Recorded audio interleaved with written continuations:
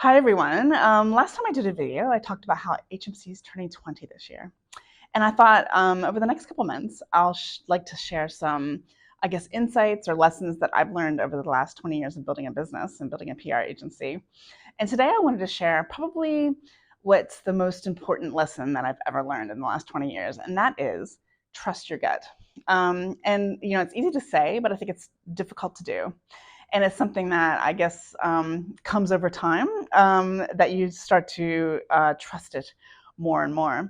And I think the trap we can get into as business leaders is that you start a project. Often, how do we start to develop a solution to a problem? Well, we do some research, we gather data, we get the stats and information, and then we make solutions based on what we know, right? Which is, of course, important.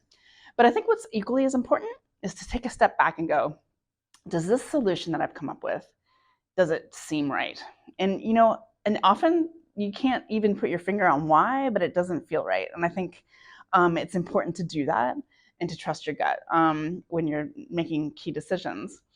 And I think it's important for all of us to understand that we have that gut instinct, is in each of one of us, no matter how young you are in business. It's something you can start to really tune into. But it does get better over time, believe me, as you get more experience and more situations under your belt, so to speak. And I guess, like I said in the beginning, it's easy to say trust your gut, but what's the hardest part is actually acting on it. I think it's very brave to act on your gut. And I think it's the bravest thing you can do is when you've actually put something in motion. You've put a solution in motion. You've started something, and then you think this isn't going right. How many times have we said, you know what, I should have trusted my gut.